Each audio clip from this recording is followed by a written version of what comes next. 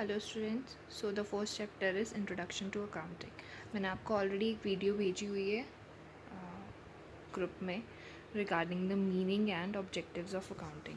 So in this chapter I will be explaining the meaning of accounting again, ताकि आपको अच्छे से clarity हो जाए, because base is the most important thing over here.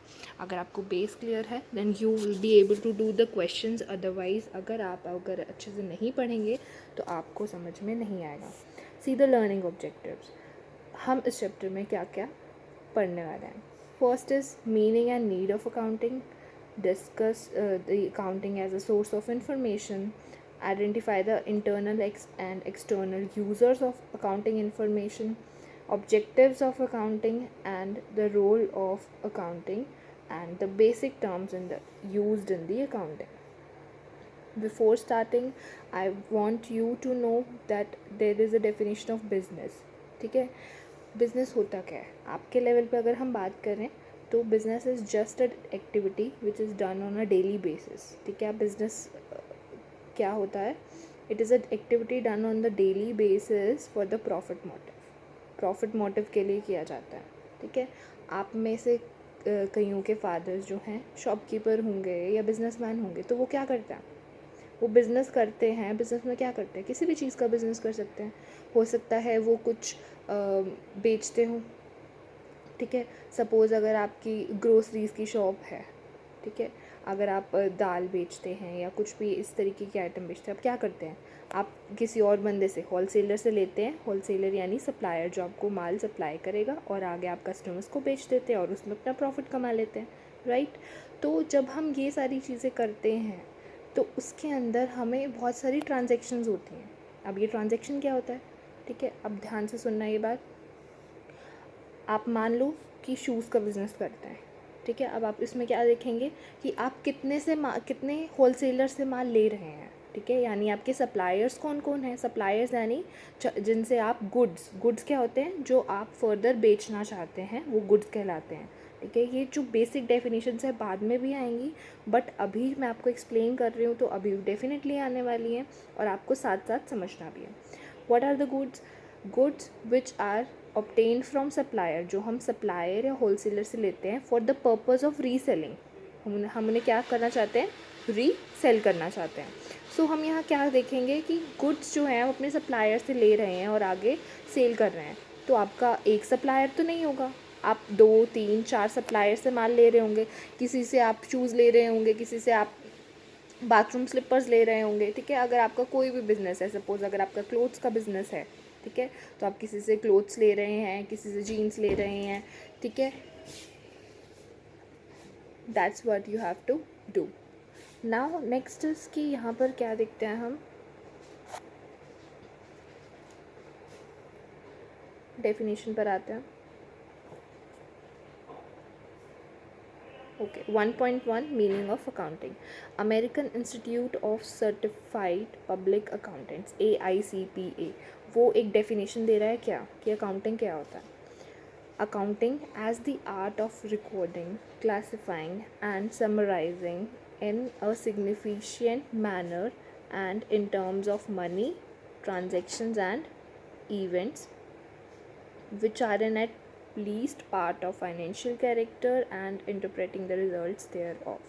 मैं अभी आपको एक्सप्लेन कर रही थी, अगर आपका शूज़ का बिज़नेस है या क्लोथ्स का बिज़नेस है तो आप उसके अंदर बहुत सारी ट्रांजेक्शन्स करते हैं. ट्रांजेक्शन्स मीन्स कि आप किसी को पैसे दे रहे हैं, किसी से पैसे ले रहे हैं, किसी को गुड्स सप्लाई कर रहे हैं और किस होलसेलर से गुड्स ले रहे हैं. तो जब हम ये सारी ट्रांजेक्शन्स करते हैं तो आपको क्या लगता है कि आप ये सब अपने माइंड में स्टोर कर सकते हो, सेव कर सकते हो? नहीं, आपको ये सब चीज़ें कहीं लिखनी पड़ेंगी ना. ठीक है, तो हम अकाउंटिंग में यही करते हैं, खाते बनाते हैं. हम लिखते हैं कि यहाँ पर किसने हमसे कितना माल लिया और हमने सप्लायर से कितना लिया और हमने बेचा कितना और हमारे पास अभी स्टॉक पड़ा कितना है, यानी गुड्स का मटेरियल पड़ा कितना है जो हम बेच सकते हैं. ठीक है, यही सब हम इसके अंदर करते हैं. अब ध्यान से देखो, ये क्या कहते हैं हमको डिफाइंड AICPA है जो, उसने कैसे डिफाइन किया है अकाउंटिंग को। Accounting is the art of recording. हम उसे सबसे पहले क्या करते हैं, रिकॉर्ड करते हैं। जैसे ही कोई ट्रांजैक्शन हुई, जैसे ही मान लो कोई कस्टमर हमसे बोल रहा है हमें जीन्स दे दो, और हमने उसे 1000 रुपीज़ की जीन्स दे दी, तो अब हम उसे क्या करेंगे, फटाफट से लिख लेंगे कि हमने सेल की है। सेल मतलब हमने अपने गुड्स को बेचा है, हमने उसको फटाफट से लिख लिया, तो that will be called recording. ठीक है। और अगर मान लो आपने परचेज़ किया है अपने होलसेलर से, आपने खुद ने, बिज़नेस हैं आप ये सोच के चलिए आप बिज़नेस है, और आपने अपने होलसेलर से परचेज़ किया है 500 का टॉप, 500 की शर्ट आपने परचेज़ की है, तो आप क्या लिखेंगे उसको कि आपने परचेज़ कर लिया 500। ऐसे ही आप क्या करेंगे, अपनी सारी ट्रांजैक्शंस को लिखते जाएंगे। रिकॉर्डिंग हो गया ये first step. Second is classifying. हम उसको क्लासीफाई कर देंगे। क्लासीफाई कैसे, कि आपकी जितनी भी परचेज़ की ट्रांजेक्शन्स हैं वो सारी एक जगह, जितनी भी आपने सेल की है वो सारी ट्रांजेक्शन्स एक जगह आ जाएंगी। ठीक है, that will be called classifying, कि एक चीज़, एक पर्टिकुलर चीज़ से रिलेटेड सारी जो ट्रांजेक्शन्स हैं वो हम एक ही जगह नोट डाउन कर लें। ठीक है। Next is summarising. समराइजिंग मतलब उस चीज़ को समराइज़ करना। मान लो आपने टोटल परचेज़ की 1500 शर्ट्स की, और आपने सेल की हैं 1000 शर्ट्स। ठीक है। तो समराइज़ करने से आपको ये पता चलेगा कि आपके पास अभी कितने गुड्स पड़े हैं, 500 शर्ट्स आपके पास अभी भी पड़ी हैं, क्योंकि आपने परचेज़ कितनी की थी होलसेलर से, 1500, और आपने सेल कितने की है, 1000। ठीक है, that will be called summarising. And ध्यान ये रखना है कि ये जितना भी अकाउंटिंग का प्रोसेस है मनी की टर्म्स में होता है, मनी, ट्रांजेक्शन्स एंड इवेंट्स की टर्म्स में होता है। व्हाट इज़ मनी, पैसे से रिलेटेड क्वांटिटेटिव भी बोला जाता है इसे, कि क्वांटिटेटिव फॉर्म में जब भी हम कोई स्पेंड करते हैं मनी, तो उसकी फॉर्म में होता है। ट्रांजैक्शंस मैंने अभी आपको बताया जैसे ट्रांजैक्शन क्या होती है, और इवेंट्स भी सिमिलर होते हैं ट्रांजैक्शंस की तरह, अभी हम आगे पढ़ेंगे। ठीक है, इनके अंदर क्या है, ये मनी की टर्म्स में होनी चाहिए। नेक्स्ट लिखा हुआ है which are in part at least financial character. Financial मतलब पैसे से रिलेटेड। ठीक है, उसके अंदर कुछ ना कुछ पैसे से रिलेटेड ज़रूर होगा। अब मैंने बोला आप लोगों को कि आपने 1500 शर्ट्स खरीदी। ठीक है, तो अब वो मान लो एक शर्ट 100 रुपीज़ की है। एक शर्ट कितने रुपीज़ की है, 100 रुपीज़ की। तो अभी आपके कितने, आपने अपने होलसेलर को कितने पैसे देने हैं, 1500 मल्टीप्लाई बाय 100, राइट। ऐसे ही करना है ना आपने। ठीक है, तो वो जो अमाउंट आपके पास निकल के आएगी दैट इज़ मनी, कि आपकी सेल की परचेज़ की अमाउंट है कितनी। Next, interpreting the result thereof, यहाँ लिखा हुआ है देखिए डेफिनेशन के अंदर। अब हम इंटरप्रेट करते हैं कि हमारे पास माल बचा कितना, हम ये देखते हैं हमारा प्रॉफिट कितना हुआ। प्रॉफिट क्या होता है बेसिकली, आप 6, 7, 8 से पढ़ते आ रहे हैं, सेल माइनस परचेज, यही होता है profit, right. So I guess आपको डेफिनेशन बहुत अच्छे से क्लियर होगी। Next, come on to this, in order, page number 3 पे आप देख सकते हैं, in order to appreciate the exact nature of accounting, कि नेचर अकाउंटिंग एग्जैक्टली है क्या, उसकी नेचर, उसका स्वभाव किस तरीके का है, तो हम ये देखेंगे इसके अंदर कि उसकी डेफिनेशन के अंदर 4 चीज़ें यहाँ हम कवर करने वाले हैं। इकोनॉमिक इवेंट्स के बारे में हमने पढ़ा था, फिर उसके बाद हमें आइडेंटिफिकेशन की ट्रांजैक्शन हुई है उसको आइडेंटिफाई कैसे करेंगे, कि हाँ ट्रांजैक्शन हो गई है या ट्रांजैक्शन होने वाली है, और उसको मेजर मतलब हम लिखेंगे कैसे, और उसे रिकॉर्ड कैसे करेंगे, और उसे कम्युनिकेट यानी किसी और को बताएंगे कैसे। थर्ड एस्पेक्ट इज ऑर्गेनाइजेशन, की एक ऑर्गेनाइजेशन क्या होती है, और उसके अंदर हमने ऊपर पढ़ा था ना यूज़र्स ऑफ इंफॉर्मेशन, की यूज़र्स कौन होंगे इंफॉर्मेशन की। ये 4 चीज़ें अभी हम कवर करने वाले हैं। Number 1 is economic events. ध्यान से देखना, यहाँ लिखा हुआ है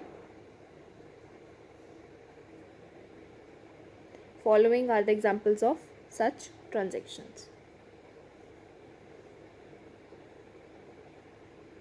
ठीक है, ये लिखा हुआ है following are the examples of such transactions.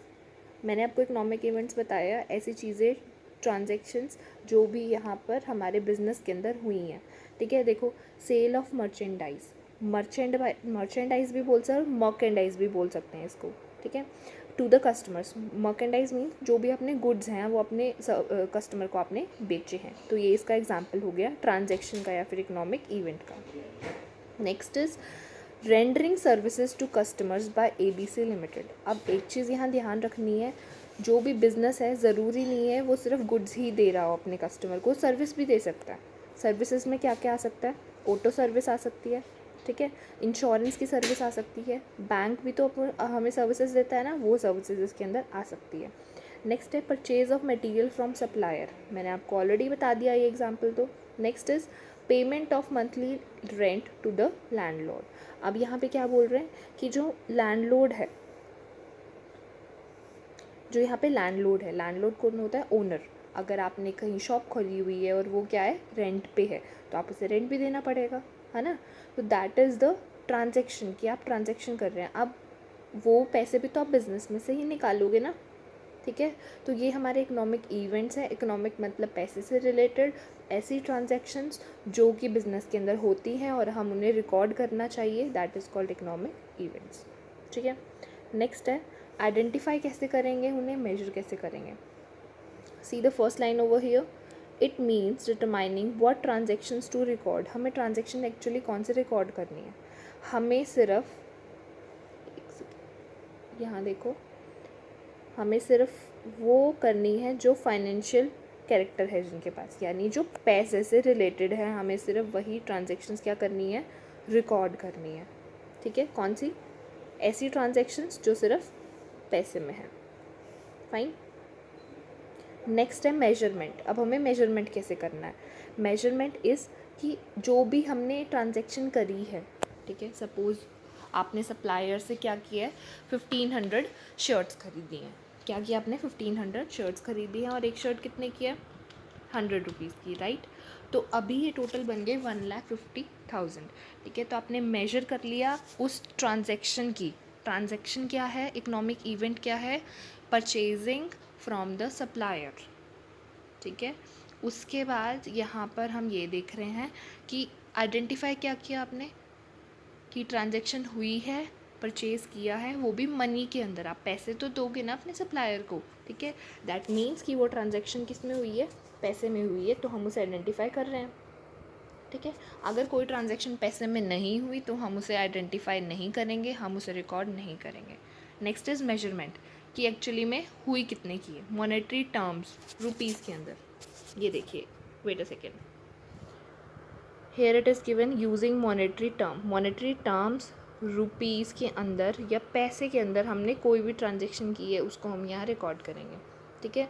अभी मैंने आपको एक्सप्लेन किया एक चीज़ कि आपने 1500 शर्ट्स खरीदी, 100 रुपीज़ की एक है, 1500 multiply by 100 it will become 1,50,000।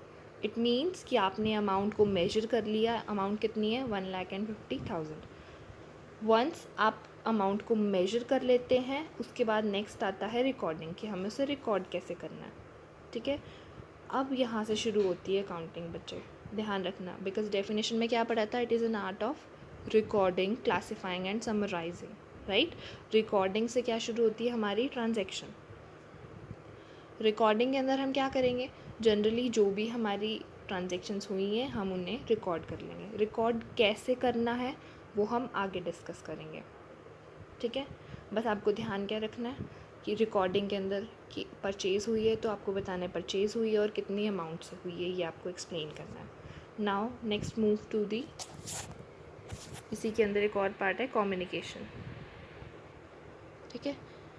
अब आप उस इंफॉर्मेशन को, आपने जो रिकॉर्ड की है उसे आप अपने कम्युनिकेट भी करेंगे, ठीक है। कम्युनिकेट किससे करेंगे? आप अपने कस्टमर से, कि आपको इतना प्रॉफिट हुआ है, ठीक है, या आपको इतना लॉस हुआ है, या आपकी इतनी सेल्स हुई है, या आपकी इतनी प्रॉफिट हुई है। अगर आप मान लो आपका बिज़नेस है और मैं आपसे पूछूं आपने इस महीने कितनी सेल्स की, ठीक है, इट मीन्स कि आप मुझे बता रहे हो, आप मुझे कम्युनिकेट कर रहे हो अबाउट द सेल्स, क्लियर है।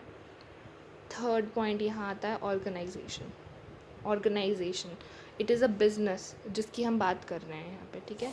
बिज़नेस जो है यहाँ पे हम बात कर रहे हैं, हम क्यों, हम खाते किसके बनाएंगे, हम अकाउंट किसके बनाएंगे? बिज़नेस के, ऑर्गेनाइजेशन के। तो ऑर्गेनाइजेशन के ऐसी बिज़नेस जिसके हम अकाउंट्स बनाने वाले हैं। बिज़नेस में अगर आप पढ़ेंगे तो ये ऑर्गेनाइजेशन बहुत सारे तरीके की होती है। सबसे पहले तो ज़रूरी नहीं है कि वो प्रॉफिट ही हो, नॉन प्रॉफिट भी होती हैं। आपने NGOs का नाम सुना होगा। NGOs are non profit organisation, ठीक है। अकाउंट्स तो उनके भी बनते हैं, ठीक है, अलग अलग तरीके से बनते हैं। अब जो बिज़नेस है वो बहुत तरीके का हो सकता है, पर जो हम अकाउंट्स में पढ़ने वाले हैं अभी वो होगा सोल प्रोप्राइटरी, यानी जब एक ही बंदा पूरा बिज़नेस चलाएगा, जब एक ही बंदा पूरा बिज़नेस चलाएगा। ठीक है, मेक श्योर जब आप क्वेश्चंस कर रहे होंगे तो आपको ये ध्यान रखना है कि आप बिज़नेस हैं और आपको अपने अकॉर्डिंग ट्रांजेक्शन्स करनी है। ठीक है, let's move to the fourth point, interested users of information. ठीक है, अब जो हमें इंफॉर्मेशन, हम क्या करते हैं जब हम अकाउंट्स बनाते हैं तो साल के एंड में हमारा प्रॉफिट या लॉस निकल कर आता है, जो भी हम हमारे अकाउंट्स बनाते हैं उससे। अब वो प्रॉफिट एंड लॉस बहुत सारे लोगों के काम आता है। ठीक है, वो हमें बताना होता है, वो जो निकल के आया है उसे हम बोलेंगे फाइनेंशियल इंफॉर्मेशन, जो भी उससे निकल के आती है। ठीक है, यूज़र्स यहाँ जो हैं उस कैटेगरी को यूज़ करते हैं, दो तरीके के होते हैं। See over here, these users can be divided into two broad categories. Number one is internal users. Internal users कौन से होते हैं? ठीक है, मैनेजर्स हो गए, उनके ओनर्स हो गए। अभी आपको ये टर्म समझ में नहीं आ रही होंगी, बट डेफिनेटली धीरे धीरे आ जाएंगे। चीफ एग्जीक्यूटिव कौन होता है? कंपनीज़ के अंदर सबसे बड़ी पोजीशन होती है इसकी, चीफ एग्जीक्यूटिव ऑफिसर की। ठीक है, क्योंकि अगर एक बंदा बिज़नेस चला रहा है तो उसे हम क्या कहते हैं? Sole proprietary business. ठीक है, लेकिन जो कंपनीज़ हैं बड़ी बड़ी, रिलायंस की हैं, ये सिर्फ अंबानी नहीं चला रहा, उसके अंडर इतने सारे मैनेजर्स हैं, ऑफिसर्स हैं, वो सारे मिल के उस फर्म को चला रहे हैं। ठीक है, और उनके अंदर जो भी अंदर हैं ऑर्गेनाइजेशन के अंदर मेंबर्स हैं, मैनेजर्स हैं, वो सारे कौन से होते हैं? Internal users. ठीक है, अब आपने उनको बताया कि आपका 1 लाख का प्रॉफिट हुआ है इस साल। ठीक है, वो ये देखेंगे मैनेजर्स, सीईओ, कि इस प्रॉफिट को कैसे बढ़ाया जाए और उनको क्या क्या डिसीजंस लेने हैं। अब एक्सटर्नल यूज़र कौन से होते हैं? हमने पढ़ा इंटरनल, उसके बाद कौन से हैं? एक्सटर्नल में क्या आता है बेटा? इन्वेस्टर्स कौन से होते हैं? आपने सुना होगा कंपनी में पैसे इन्वेस्ट कर रहे हैं। ठीक है, तो इन्वेस्टर्स कौन होते हैं? जो कंपनीज़ में पैसा लगाते हैं। ठीक है, और कौन कौन आ सकता है एक्सटर्नल यूज़र के अंदर? बैंक आ सकता है जो आपको लोन दे रहे हैं। ठीक है, और भी बहुत सारी चीज़ें आ सकती हैं, लेकिन आपके लेवल पे अभी यही ध्यान रखना है आपको कि यूज़र्स दो तरीके के हैं, इंटरनल और एक्सटर्नल। इंटरनल जो उस ऑर्गेनाइजेशन और बिज़नेस के अंदर है, और एक्सटर्नल जो उसके बाहर है। ठीक है, अभी आपको इतना ही करना है, फिर नेक्स्ट क्लास में हम ये पढ़ेंगे कि accounting as a source of information क्या होता है। सो थैंक यू स्टूडेंट्स, और first of all homework is definition of accounting, and उसके बाद relevant aspects of this definition. क्या क्या है? 4 चीज़ें मैंने आपको कराई हैं, आपको ये नोट डाउन करनी है और आपको मुझे ये सेंड करनी है। Thank you.